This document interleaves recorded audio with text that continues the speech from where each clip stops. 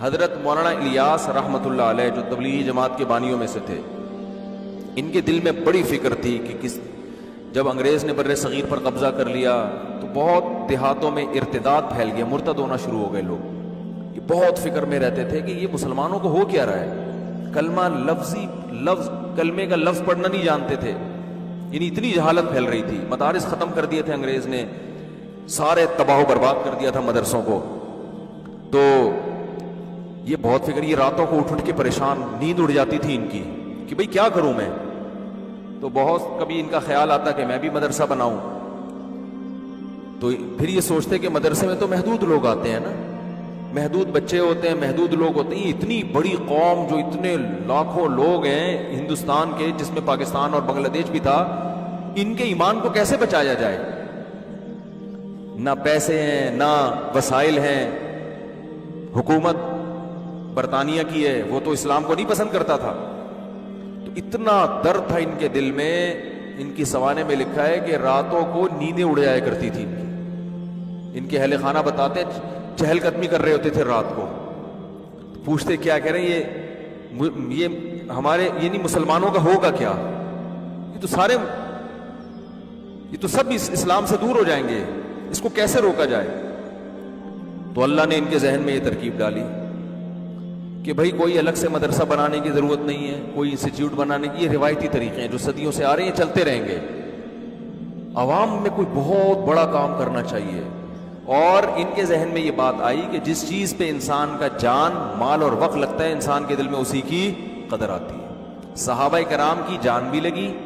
مال بھی لگا اور وقت بھی لگا، تو ان کا جان اور مال اور وقت لگاؤ۔ اور جہادی تحریکیں بھی ناکام ہو چکی تھیں، بہت سے علماء انگریز کے خلاف کھڑے ہوئے۔ یہ جتنے دیوبند کے علماء ہیں نا، ان میں کوئی ایک بھی ایسا نہیں ہے جس نے انگریز کے خلاف جہاد میں حصہ نہ لیا ہو۔ یہ انگریزوں، میں نے پرسوں ایک کتاب پڑھی، دی لاسٹ مغل، یہ انگلش میں کتاب ہے، ایک گورے کی، پوری کتاب نہیں، اس کا کچھ حصہ پڑھا، دی لاسٹ مغل، یہ کتاب آپ لوگ ضرور پڑھیں۔ اس انگریز نے مغلوں کی تاریخ پر ایسی شاندار اور اوتھینٹک کتاب لکھی ہے کہ ہٹو بچوں کر دیا اس نے، کیونکہ اس نے جب کوئی واقعات بیان کیے نا مغل حکومت کے خاتمے کے، تو اس واقعات میں اس نے اس زمانے کے اخباروں کے ٹکڑے بھی پیش کیے ہیں، ان کی تصویریں لے لے کے، یعنی کتنی ایک مستند کتاب لکھی نا اس نے اس کتاب میں ایک بات لکھی ہے، وہ میں نے اسکرین شاٹ بھی لیا ہوا ہے اس کا اپنے موبائل میں، کبھی موقع ملا تو آپ کو دکھاؤں گا انشاءاللہ، کہ انگریز جب بر صغیر میں آیا تو جو مسلمان حکمران تھے نا، جو مغل بادشاہوں کے جو شہزادے اور شعراء، یہ لوگ پوری رات مشاعرہ کرتے، اور جب فجر کی اذان ہوتی تو یہ سونے کے لیے جا رہے ہوتے تھے۔ رات بھر کیا چل رہا ہوتا تھا ان کا؟ یہ فیوچر کی پلاننگ ہو رہی تھی ان کی، رات بھر شعر و شاعری کے پروگرام چلتے، مرزا غالب بھی تشریف فرما ہوتے، اس میں ساری رات شاعری چلتی، اور حکمران صبح سونے کے لیے کہاں جا رہے ہوتے، پھر شہزادے اور یہ جتنے بڑے لوگ ہیں نا، یہ سب سونے کے لیے جا رہے ہوتے، اور انگریز صبح 4 بجے اذان سے پہلے اٹھ کے ایکسرسائز کر رہا ہوتا تھا۔ نہیں آ رہی بات میرا خیال ہے؟ اب آپ مجھے بتاؤ، ایک قوم ساری رات شاعری سنتی ہو، یا پب جی کھیلتی ہو، یا ڈرامے دیکھتی ہو، اب ڈرامے آ گئے، پب جی آ گئے، اب شاعری ختم ہو گئی۔ شاعری میں تو پھر بھی فائدہ تھا، کم از کم اردو ادب میں تو مہارت ہوتی نا، پب جی میں تو وہ بھی فائدہ نہیں ہے، وہ بھی نہیں ہے۔ تو ایک قوم جو رات 4 5 6 بجے سو رہی ہو، اور دوسری قوم جو 4 بجے اٹھ کے ورزش کر رہی ہو، تو فیوچر کس کے ہاتھ میں آئے گا بتاؤ؟ جو رات بھر شاعری سن کے، ڈرامے دیکھ کے، فلمیں دیکھ کے، پب جی کھیل کے سونے والی قوم ہے، یا وہ جو صبح 4 بجے اٹھ کے اپنے دن کا آغاز شروع؟ انگریز یہ کر رہا تھا، اور خدا کا قانون ہے، جو محنت کرتا ہے اللہ اسے عطا فرماتے ہیں، بغیر محنت کے نہیں ملتا۔ اگر بغیر محنت کے ملتا نا تو نبی صلی اللہ علیہ وسلم بدر میں تھوڑی آگے لڑتے، اپنے صحابہ کو یہ تھوڑی کہتے کہ قوت اختیار کرو اور اپنے جسموں کو مضبوط بناؤ، یہ تھوڑی کہتے۔ تو اس میں یہ لکھا ہے کہ انگریزوں کے خلاف جو لڑائیاں ہوئی ہیں نا، اس میں اس انگریز نے علماء دیوبند کے ایک ایک کے نام بیان کیے ہیں۔ وہ گورا لکھ رہا ہے کہ یہ وہابی تھے اور یہ لڑے، یہ لڑے، یہ لڑے، یہ لڑے۔ یہ میں اس لیے بتا رہا ہوں آپ کو کہ آج بہت سارے الٹے سیدھے الزامات علماء دیوبند پہ لگائے جاتے ہیں۔ تو انگریز کے خلاف اگر کوئی میدان میں حقیقی معنوں میں آ کے کھڑا ہوا ہے نا، تو کون کھڑا ہوا ہے؟